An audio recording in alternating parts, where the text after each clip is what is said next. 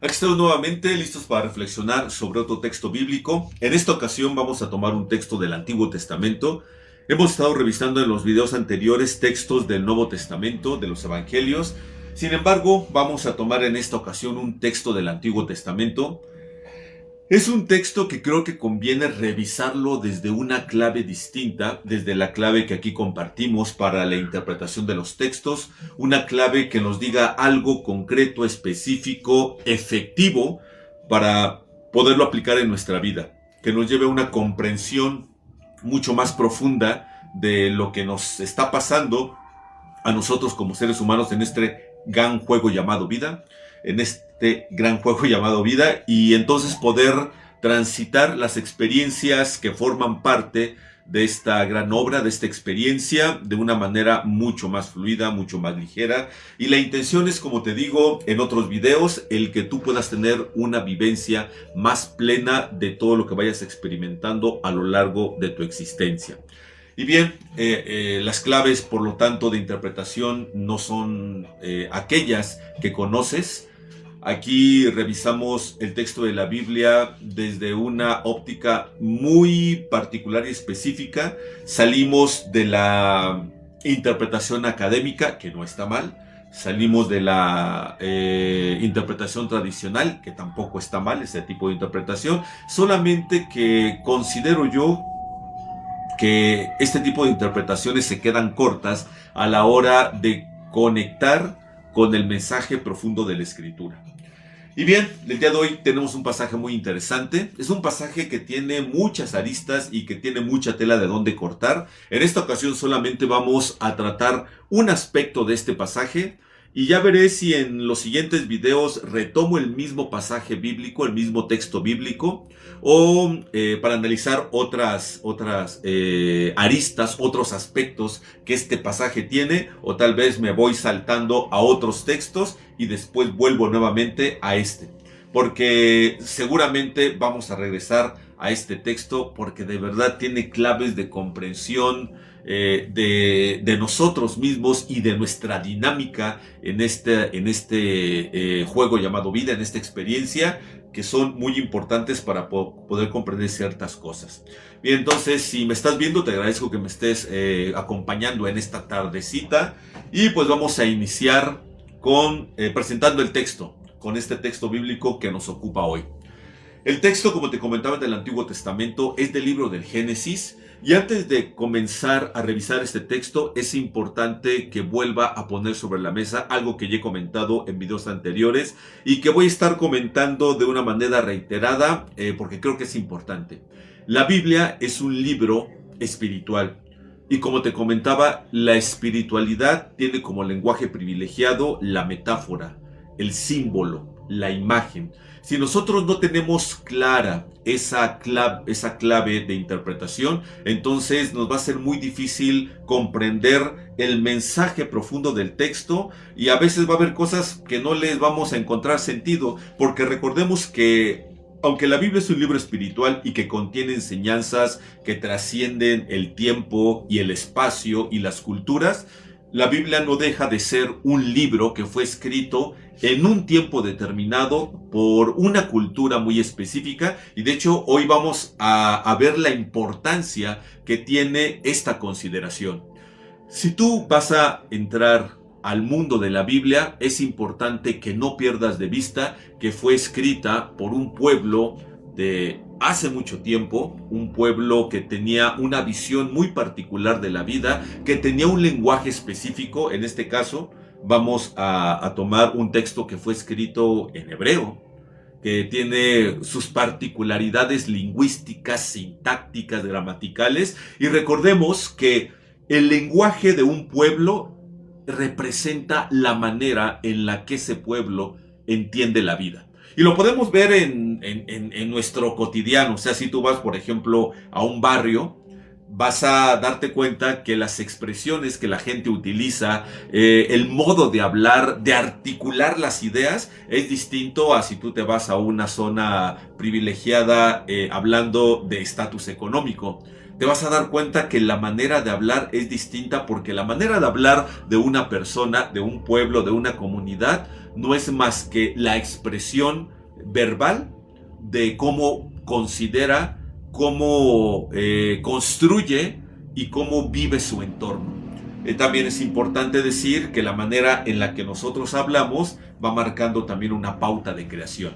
Entonces, recordemos que la Biblia fue escrita por un pueblo, fue escrita en un tiempo determinado, y si tú quieres descubrir, repito, la riqueza del mensaje, necesitas tener eso en cuenta. Necesitas meterte, empaparte en lo básico de esta cultura.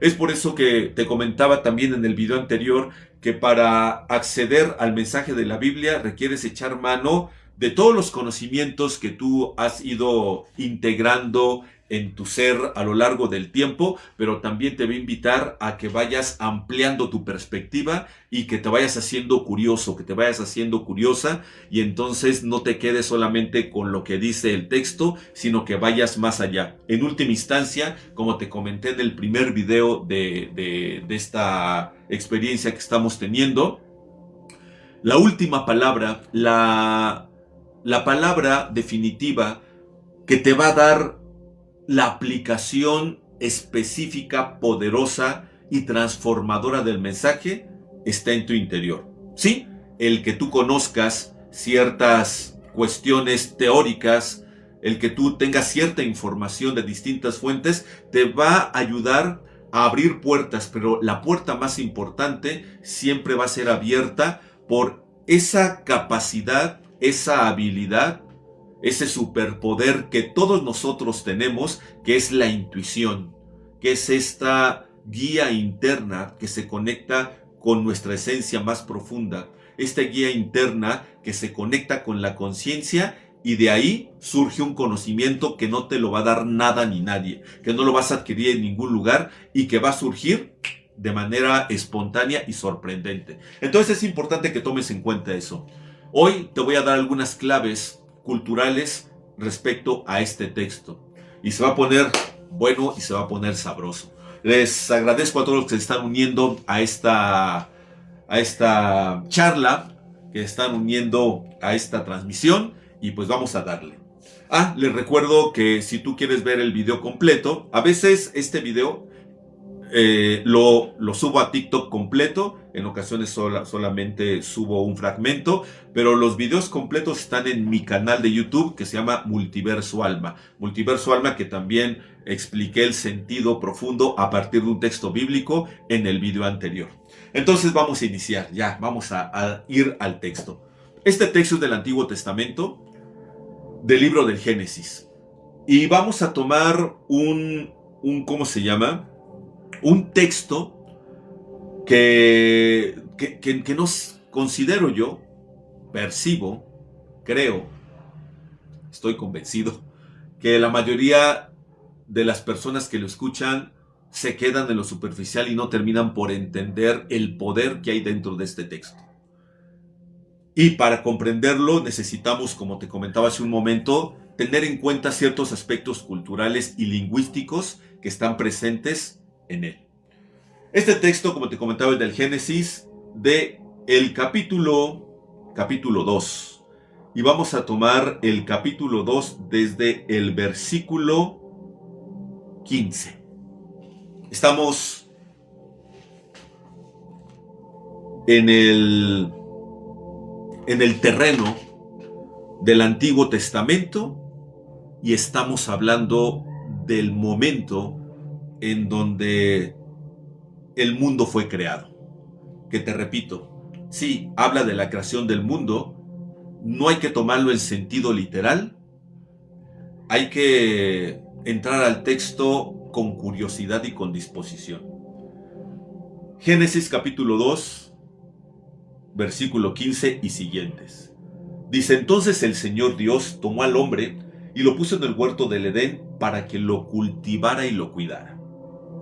Y ordenó el Señor Dios al hombre, diciendo: de todo árbol del huerto podrás comer, pero del árbol del conocimiento del bien y del mal, de ese no comerás. Porque el día en que comas de él, ciertamente morirás. Y el Señor Dios dijo, no es bueno que el hombre esté solo, le haré una ayuda idónea. Voy a saltarme unos versículos para ir directamente a uno que nos conecta con el tema. El Señor Dios hizo caer en un sueño profundo al hombre, y éste durmió, y Dios tomó una de sus costillas y cerró la carne en ese lugar. Y de la costilla que el Señor Dios había tomado del hombre, formó una mujer y la trajo al hombre. Y el hombre dijo, esta es ahora hueso de mis huesos, carne de mi carne. Ella será llamada mujer, porque del hombre fue tomada. Y ambos estaban desnudos, el hombre y su mujer, y no se avergonzaban. En este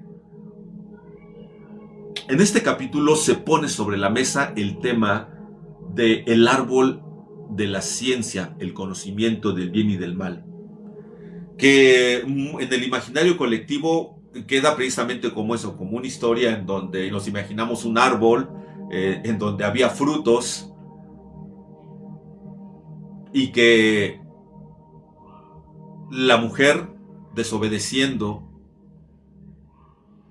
el mandato de Dios, comió del fruto, y entonces de ahí ya le bailamos todos porque ya nos condenamos y quedamos marcados para siempre con el pecado original. Sin embargo, esa lectura, que es válida, no estoy diciendo ni estoy afirmando que esa lectura es una tontería, no, esa lectura y esa interpretación o esa visión es válida.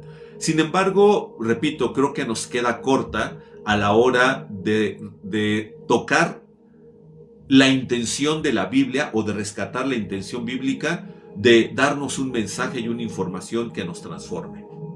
El árbol del bien y del mal es una metáfora, es un símbolo. Es un símbolo de algo que forma parte de nuestra estructura humana, que es nuestro sistema nervioso central. El árbol es la metáfora y el símbolo de nuestro sistema nervioso central. Si nosotros comparamos un árbol y comparamos nuestro sistema nervioso, nuestra columna vertebral y nuestro encéfalo, son figuras que se corresponden desde esta lógica fractal. Tienen una estructura muy eficiente, porque en la estructura de nuestro sistema nervioso y en la estructura del árbol se facilita la transmisión de información y la transmisión de nutrientes. Ahora, si queremos ir todavía más allá, si nosotros vamos ya al cerebro, al encéfalo, a su estructura, vamos a darnos cuenta que las neuronas parecen árboles. Tienen un tallo y tienen una serie de ramificaciones que son las que permiten la conexión entre las neuronas para que se pueda dar toda la transmisión de información, de impulsos eléctricos que nos permiten generar todo el proceso mental que nos permite conocer, que nos permite relacionarnos con el entorno. Entonces, el árbol del bien y del mal no es tal cual un árbol. Se utilizó esa metáfora, que es una metáfora que ha sido conocida desde siglos atrás por muchas culturas. Por eso los árboles tienen una condición de especial consideración e importancia en muchas culturas, porque son los representantes y los símbolos de la unión. Un árbol une a través de sus raíces el ámbito terrestre con el ámbito celeste a través de sus ramas. El árbol es el puente que une, estoy hablando a nivel simbólico, el árbol es el puente que une lo divino, lo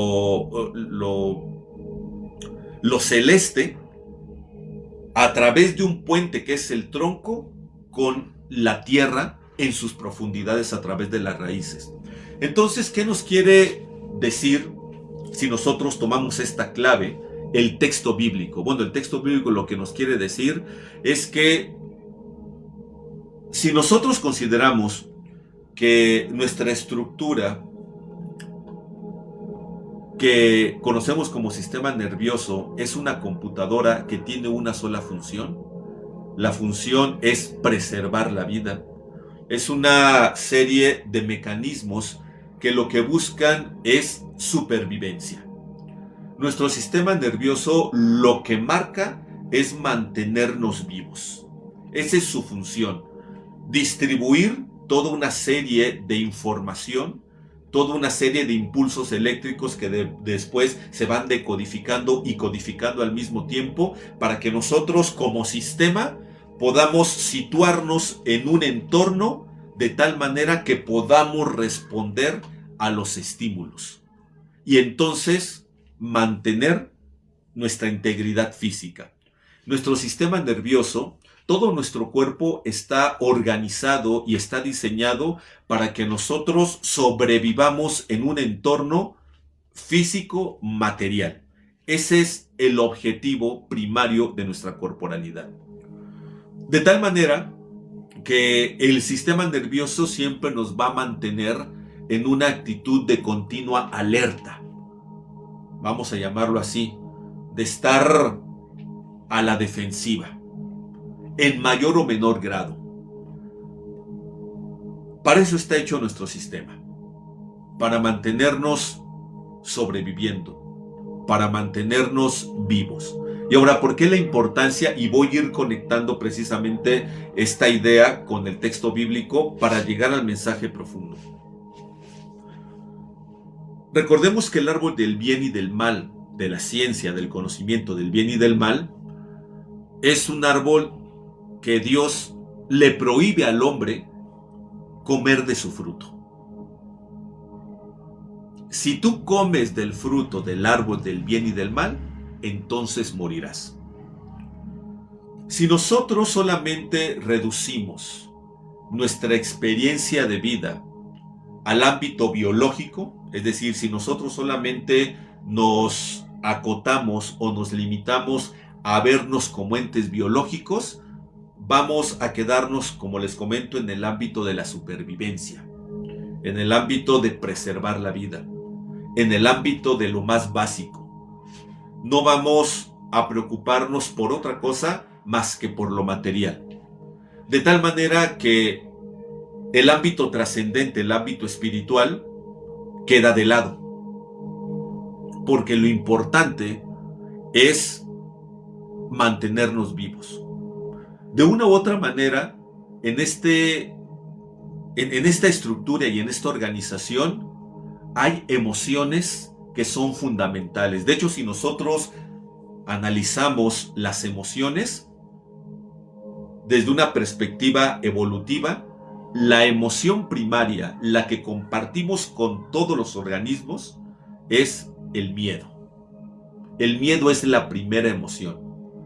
Cualquier organismo trata de mantener la vida y la única emoción que nos permite generar procesos para mantener la vida es el miedo, porque el miedo nos lleva a poner distancia de aquello que consideramos que amenaza nuestra integridad física, nuestra integridad emocional, nuestra integridad mental. Entonces, la primera emoción es el miedo. El miedo es la emoción más primitiva que compartimos con todos. Si nosotros seguimos avanzando en la escala evolutiva, la siguiente emoción es el enojo. Voy a poner un ejemplo.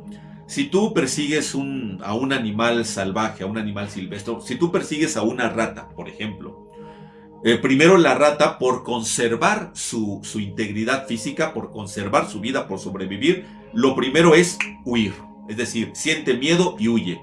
Pero si esa rata, si ese animal se siente acorralado y no ve salida, en cierto momento ese miedo pasa a convertirse en enojo y entonces la rata, si se ve acorralada, en lugar de huir, se va a voltear y te va a mostrar sus dientes o te va a comenzar a lanzar sonidos porque el miedo se transformó en enojo. Ahora ya no huye, ahora ya quiere atacar. Entonces, en esta dinámica evolutiva, la primera emoción es el miedo, la segunda emoción es el enojo y la tercera emoción y las emociones superiores, que no vamos a tocar ahorita, tienen otra dinámica y tienen otro objetivo. Pero si nosotros nos quedamos en los mecanismos básicos, los programas básicos del sistema nervioso central, se mueven en dos emociones, en el enojo, en el miedo y en el enojo, en ese orden. La imagen del árbol, del conocimiento de la ciencia del bien y del mal, se relacionan precisamente con esto que le estoy comentando, porque cuando nosotros nos situamos en el único interés que es propio del programa biológico de mantenernos vivos, estamos viviendo continuamente en una dimensión de temor a ser despojados de la vida, a ser despojados de la seguridad, a ser vulnerados, a ser atacados, a ser asesinados. Cuando nosotros nos quedamos solamente en la lógica del sistema nervioso, en la lógica de lo biológico, la emoción primordial es el miedo.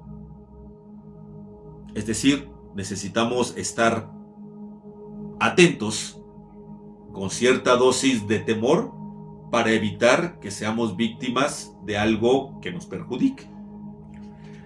Y cuando nosotros nos manejamos en el miedo, lo que queremos es controlar.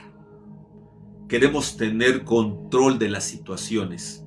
Queremos tener control de las circunstancias.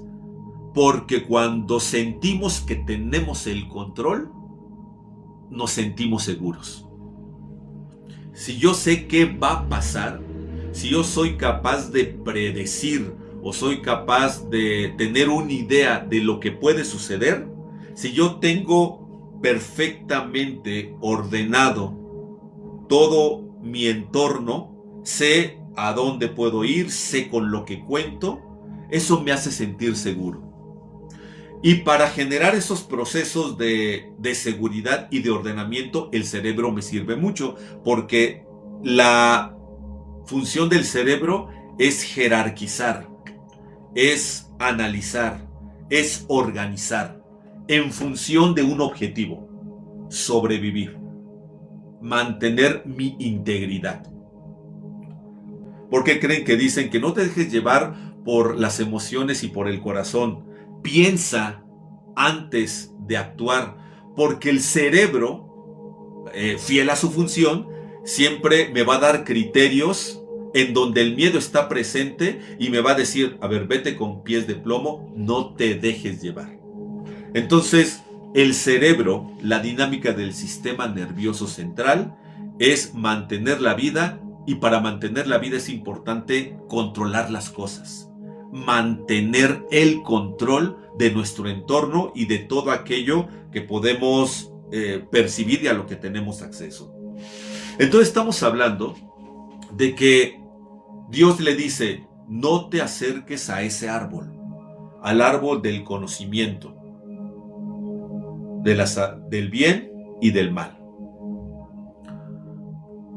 Muchos de los avances que nosotros como seres humanos hemos realizado han sido a partir de hacer nuestra vida más cómoda y más segura. Mucho del conocimiento que nosotros hemos generado como seres humanos obedece a una cuestión bien práctica, a una finalidad bien específica: sentirme más seguro. Si yo compro un teléfono, es para sentirme que estoy más comunicado, que estoy más en contacto, que tengo más posibilidades de estar conectado, literal, con otras personas. Y eso me da seguridad. Además, me hace la vida más sencilla. Y cuando la vida es más sencilla, entonces me puedo sentir tranquilo, me puedo sentir en paz, me puedo sentir en un entorno en donde no me siento amenazado. Entonces, el conocimiento que nosotros como seres humanos hemos generado obedece mucho a querer sentirnos seguros. Aún los desarrollos en armamento, en tecnología armamentista, los desarrollos en tecnología médica, lo que buscan es mantenernos seguros bajo X cantidad de argumentos. Entonces, la imagen del árbol del conocimiento del bien y del mal representa esta decisión de los seres humanos de vivir sus vidas desde ese lugar, desde un lugar en donde lo que queremos es sentirnos seguros, en donde lo que deseamos es sentirnos fuera de peligro. Sin embargo, si nosotros como seres humanos decidimos vivir nuestras vidas desde ese lugar, es decir, desde un lugar en donde evitemos todo peligro, evitemos todo riesgo, en donde nos sintamos continuamente atemorizados por lo que va a pasar. Y un ejemplo muy claro lo tuvimos hace 6, 5 años con la cuestión de la pandemia. El miedo que se nos fue sembrado o que surgió a partir de este escenario de pandemia nos llevó a tomar decisiones desde ese lugar precisamente. Y cuando tomamos decisiones desde lugares como el miedo, lo que hacemos es cortar el flujo de la vida. En el caso de esta situación que vivimos hace 5 o 6 años, cortamos vínculos. Decidimos cortar relaciones con las demás personas físicamente por miedo. Decidimos dejar de salir, la gran mayoría, otros no lo hicimos. Dejamos de ir a lugares, a caminar, a hacer ejercicio, a conectarnos con la vida por temor a que fuéramos a enfermarnos y que nos pasara algo. Por querer mantenernos seguros, por querer tener el control de las cosas, cortamos el flujo de la vida. Voy a poner un ejemplo que se acerca más a nuestra realidad. Las relaciones interpersonales, las relaciones sentimentales. Cuando nosotros decidimos, cuando nosotros sentimos que algo empieza a moverse en nuestro interior al conocer a una persona, si nosotros sentimos miedo a perderla, sentimos miedo a que la relación fracase o sentimos miedo a que eso no funcione, ¿qué es lo que hacemos? Queremos controlar las cosas. De cierta manera, queremos controlar lo que sucede. Entonces empiezo a controlar mi manera de hablar, mi manera de comportarme. Comienzo a controlar a veces a la otra persona, queriendo saber en dónde está, qué es lo que está haciendo. Quiero saber perfectamente si ella o él me quiere o no me quiere. Estoy atento y observando a los detalles que suceden en la relación para tener claro si esa relación va funcionando, y si va funcionando me arriesgo, aunque nunca termino por arriesgarme, y cuando lo hago de una manera no consciente, o me detengo y entonces mejor sigo soltero para sentirme seguro y entonces no sufrir. Porque en última instancia el flujo de la vida en algún momento te va a pedir a que sueltes el control. No por casualidad, en este texto que acabamos de leer, cuando dice el Señor, vamos a leerlo nuevamente. El día en que comas de ese árbol, morirás. Es decir, comer del árbol del conocimiento, de la ciencia, del bien y del mal. Fíjense nada más, el árbol del conocimiento, de la ciencia, del bien y del mal, el día en que tú comas de ese árbol, vas a morir. Si lo traducimos, el día en que tú vivas tu vida, valga la redundancia, el día en que tú te muevas en tu existencia bajo el criterio del miedo, de querer controlar las situaciones, de querer saberlo todo para no equivocarte y no correr riesgos.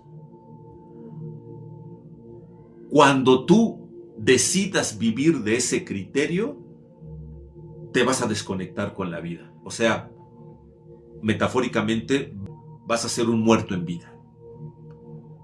Porque no se vive cuando se quiere controlar todo. El objetivo de la ciencia es querer controlar, los procesos humanos y naturales. Ese es el objetivo de la ciencia, darnos seguridad, librarnos del temor al caos, a lo incontrolable. Entonces hay que tratar de darle explicación a todo, porque si yo tengo la explicación de todo, entonces sé cómo controlarlo, sé por dónde va, tengo el poder. Por eso les comento que el acercamiento a la Biblia necesita, entre muchos otros ingredientes, apertura, necesita disposición a dejar los antiguos esquemas bajo los cuales hemos sido instruidos, programados o entrenados, que no nos permiten ver más allá de nuestras narices. Entonces, vamos aterrizando. Algunos se preguntarán, sí, pero en la lectura clásica, sí, pero a ver, ¿por qué Dios prohibió el árbol? O sea, ¿qué no quería que nosotros fuéramos más conscientes del bien y del mal? No, no se trata de eso. Cuando nosotros entendemos el simbolismo del árbol, pero no es cualquier árbol, es el árbol que representa esta dinámica muy humana de querer mantener la vida a toda costa. En esta lógica, en la lógica del árbol, la vida es lo más importante. Pero nosotros vamos a irnos dando cuenta a través del análisis de los textos que la vida, por lo menos desde el punto de vista espiritual, no es lo más importante. Hay un texto que no lo vamos a analizar ahorita, pero lo voy a mencionar, tal vez más adelante podamos profundizar, en donde Jesús dice: ¿de qué le sirve al hombre preservar su vida y ganar el mundo entero si al final se pierde? Desde el punto de vista espiritual, lo más importante no es la vida.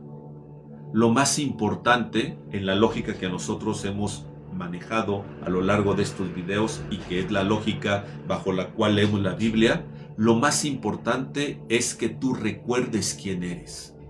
Y no eres solamente un cuerpo. No eres este ente, este ser que se mueve, que respira, que vive. Eres algo más allá de esto. Cuando nosotros nos aferramos a la materialidad, tenemos miedo a la pérdida, nos movemos en el apego. Si nosotros creemos que somos esto, estamos viendo de manera muy limitada a nuestro ser. Y por eso le tenemos tanto miedo a la muerte. Por eso le tenemos tanto miedo a desaparecer, porque creemos que solamente somos esto. Por eso nos duele tanto la pérdida de la gente cercana a nosotros o de nuestros seres queridos cuando mueren, porque tenemos esta visión de que ya la muerte es el peor escenario posible y la peor tragedia que nos puede pasar.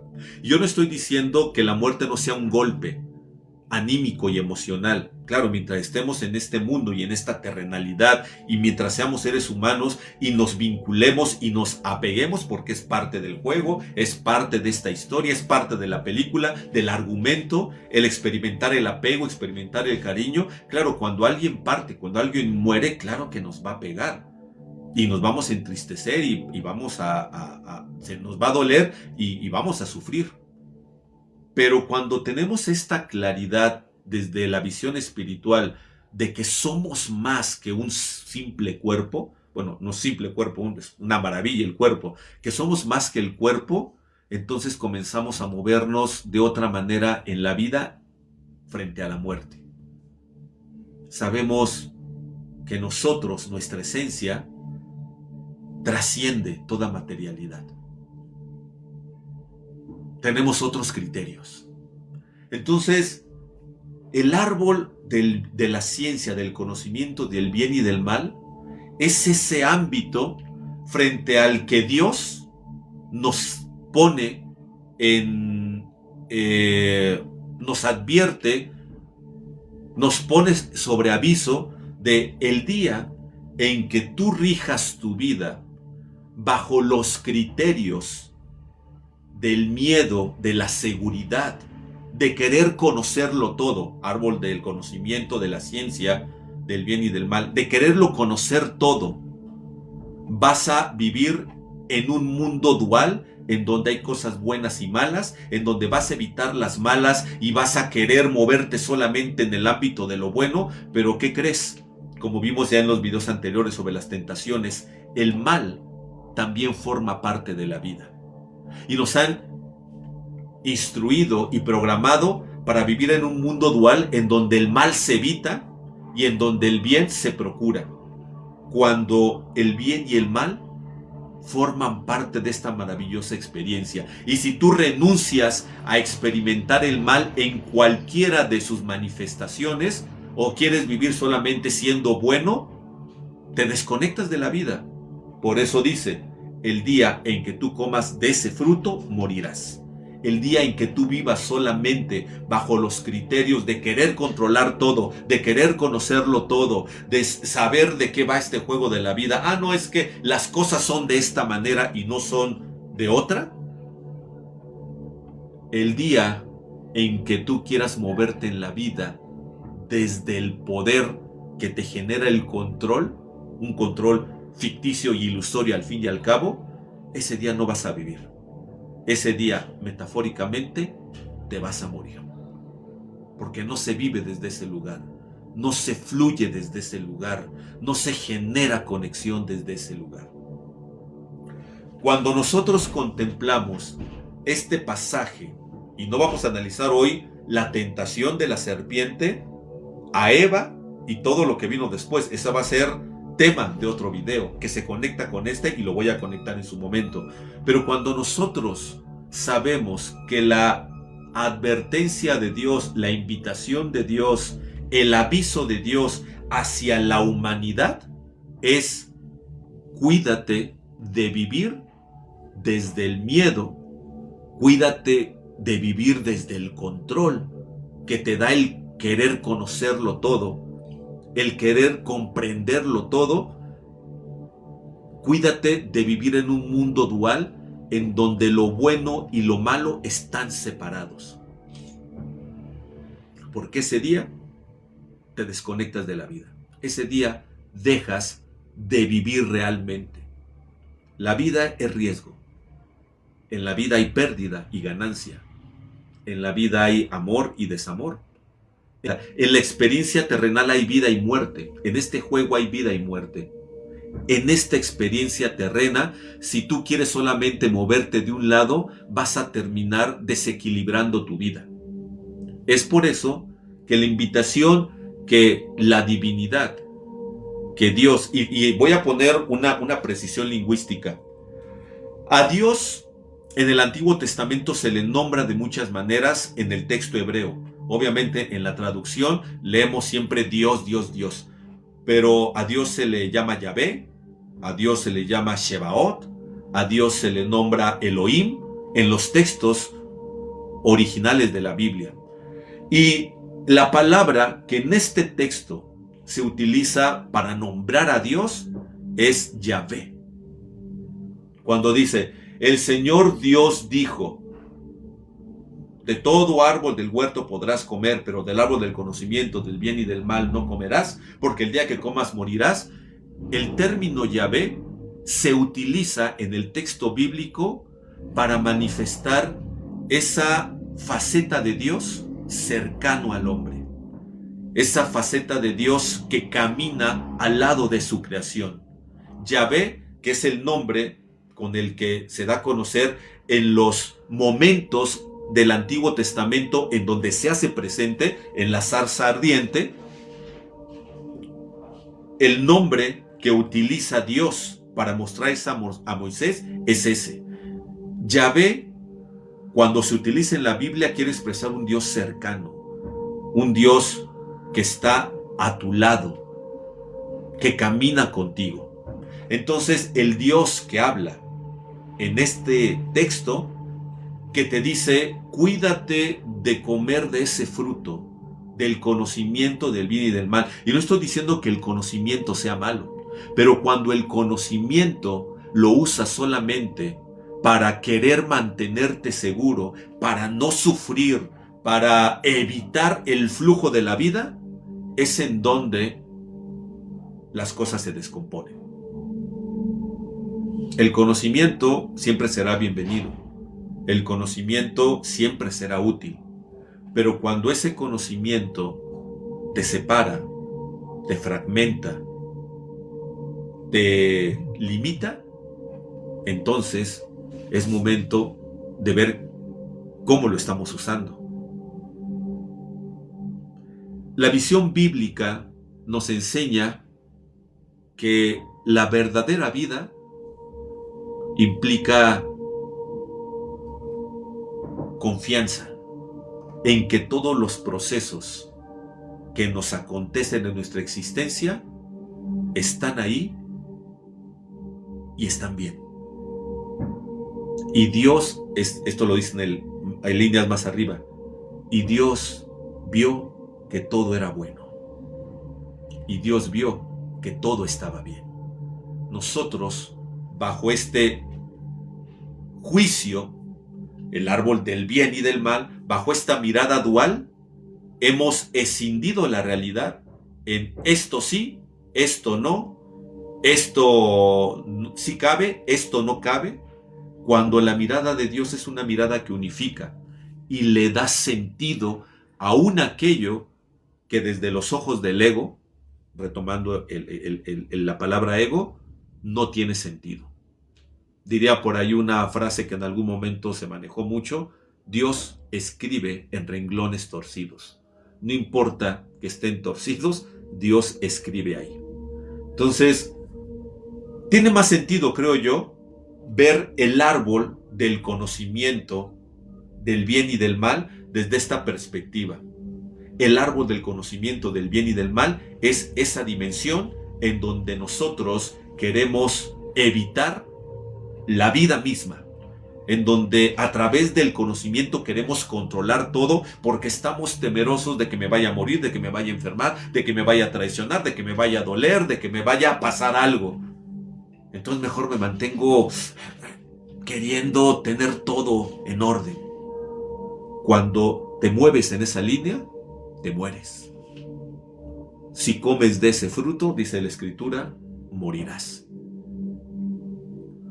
Ahora, ¿qué te sirve más? Quedarte con la historia de que había un árbol en un lugar del que Dios dijo, no te acerques porque el día que comas vas a morir. ¿O te es más útil darte cuenta que es un símbolo poderosísimo que te invita a vivir a plenitud esta experiencia llamada vida y dejar de lado el miedo, dejar de lado el ansia de controlar tus relaciones, tu situación? El querer soltar el control no implica que tú reflexiones, que tú pienses. No implica voy a ver qué pasa. No, implica el que tú, haciendo uso de todas tus facultades, de todos tus superpoderes, puedas moverte en la vida con confianza, con fe, con certeza de que todo lo que pasa, pasa para tu bien. Cuando tú tienes esa mirada, entonces empiezas a darte cuenta de que Dios no es un Dios lejano, como te comentaba hace un momento, hablando del término que se utiliza en este párrafo para referirse a Dios. Dios no es alguien lejano, es alguien cercano. Dios está en ti, Dios vive en ti, Dios eres tú. Lo que te está pidiendo Dios cuando te dice no te acerques a ese árbol, en el fondo es estarte diciendo, no te olvides que yo estoy siempre en ti, que yo soy tú, porque te hice a mi imagen y semejanza. Porque ¿quién va a tener temor ¿Quién va a vivir con miedo cuando está en la total convicción y certeza de que la realidad divina vive en mí, que forma parte de mí, de mi más profunda constitución y esencia? Que yo, en última instancia, soy un ser divino. ¿Quién va a vivir con miedo? Ya diría San Pablo en una de sus cartas: si Dios conmigo, ¿quién contra mí? El miedo no existe, pero cuando te mueves bajo el criterio de querer controlar, de querer evitar el dolor, de vivir evitando lo malo y solamente privilegiando lo bueno desde una visión moralista y limitada, entonces ahí nos carga, ahí morimos. Bien, pues espero que esta reflexión te haya resultado de utilidad. Espero que este análisis te haya resultado comprensible también, porque estamos metiéndonos en una serie de interpretaciones que no son clásicas, disruptivas. Alguien puede decir: esto se lo sacó de la manga. Sin embargo, no es así. Te acabo de dar todo el contexto previo para llegar a esta conclusión de lo que representa el árbol de la ciencia, del conocimiento del bien y del mal en este texto. Que también aclaro, lo que yo digo, pues no es que tenga que ser la última palabra, porque como dirían, hay muchos programas de radio y televisión, la opinión más importante es la tuya. Bien, pues el siguiente video, vamos a ver qué texto analizamos. Quiero seguir analizando textos del Antiguo Testamento y me agradaría que me dejaras algún comentario de lo que tú quieras. Si le entiendes a la manera en que te estoy explicando, si estás de acuerdo o no estás de acuerdo. Si quieres comentar algo, todo comentario es bienvenido. Yo me quedaré con los que me convengan, y con los que no me convengan, pues no les haré caso. Te agradecería que pudiéramos generar una conversación, y no me queda nada más que despedirme, mandarte muchas bendiciones y recordarte que Dios está en ti, que la divinidad te constituye y que no hay por qué tener miedo. Mi nombre es Gabo Martínez Elvira y nos vemos en el siguiente.